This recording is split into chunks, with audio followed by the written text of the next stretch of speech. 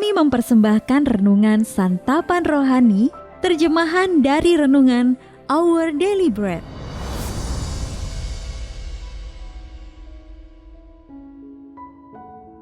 Untuk menerima notifikasi video baru kami, silakan tekan tombol subscribe dan tanda lonceng di bawah ini. Sahabat ODB, pembacaan Alkitab hari ini terambil dari Filipi pasal yang pertama, ayat yang ke-12 sampai dengan ayat yang ke-18. Filipi pasal yang pertama, ayat yang ke-12 sampai dengan ayat yang ke-18. Kesaksian Paulus dalam penjara. Aku menghendaki saudara-saudara supaya kamu tahu bahwa apa yang terjadi atasku ini justru telah menyebabkan kemajuan Injil. Sehingga telah jelas bagi seluruh istana dan semua orang lain bahwa aku dipenjarakan karena Kristus. Dan kebanyakan saudara dalam Tuhan telah beroleh kepercayaan karena pemenjaraanku untuk bertambah berani berkata-kata tentang firman Allah dengan tidak takut. Ada orang yang memberitakan Kristus karena dengki dan perselisihan. Tetapi ada pula yang memberitakannya dengan maksud baik. Mereka ini memberitakan Kristus karena kasih, sebab mereka tahu bahwa aku ada di sini untuk membela Injil. Tetapi yang lain karena kepentingan sendiri dan dengan maksud yang tidak ikhlas. Sangkanya dengan demikian mereka memperberat bebanku dalam penjara. Tetapi tidak mengapa, sebab bagaimanapun juga Kristus diberitakan, baik dengan maksud palsu maupun dengan jujur. Tentang hal itu aku bersukacita, dan aku akan tetap bersukacita. Ayat mas renungan hari ini terambil dari Filipi pasal yang pertama, ayat yang ke-12. Aku menghendaki supaya kamu tahu bahwa apa yang terjadi atasku ini justru telah menyebabkan kemajuan Injil. Renungan hari ini berjudul Sudut Pandang Allah, ditulis oleh Marvin Williams.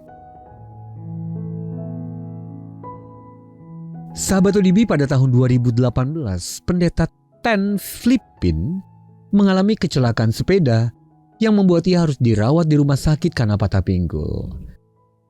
Ketika para dokter meminta melakukan pemindaian CT untuk memeriksa apakah terjadi gegar otak, mereka justru menemukan tumor ganas berukuran besar di bagian depan otaknya. Penemuan tersebut membawa Flippin kepada proses pengobatan yang panjang dengan semakin banyak massa tumor yang ditemukan dan perawatan ekstensif yang harus dijalaninya, termasuk transplantasi sumsum tulang belakang. Flippin meyakini bahwa Allah mengizinkan kecelakaan itu terjadi agar tumor otaknya ditemukan. Paulus berkata kepada jemaat di Filipi bahwa Allah dapat memakai kecelakaan dan beragam kesulitan lainnya untuk kemuliaannya. Sang Rasul sedang berstatus sebagai tahanan rumah Romawi sambil menunggu diadili atas dakwaan pelanggaran berat di hadapan Kaisar Nero. Namun bukannya bersedih, Paulus justru bergirang. Bagaimana mungkin ia begitu bersukacita? Itu karena ia menganggap dipenjarakan karena Kristus, sebagaimana yang dicatat dalam Filipi pasal 1 ayat 13, sebagai suatu karunia. Dan kemudian ia melihat kesulitan yang ia alami dari sudut pandang Allah. Paulus berkata dalam ayat 12, apa yang terjadi atasku ini justru telah menyebabkan kemajuan Injil.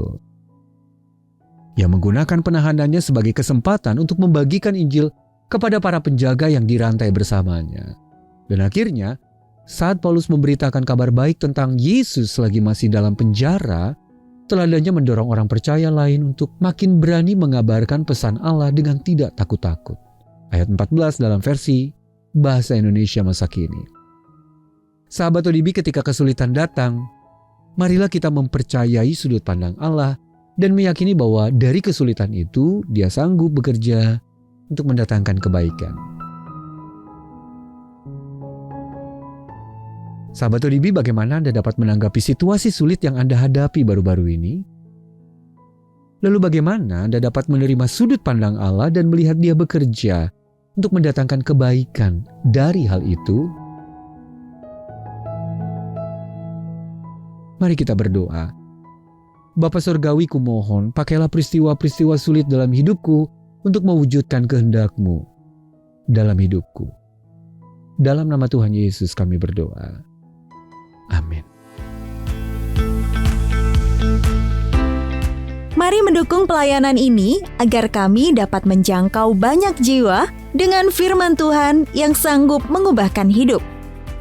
Silakan scan kris yang tertera di layar untuk memberikan persembahan kasih. Tuhan Yesus memberkati.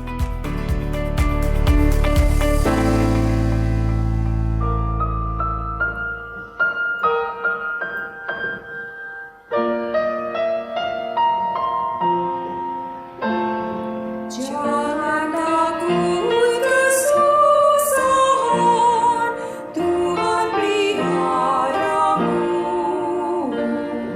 Aman di bawah sayapnya, Tuhan peliharamu.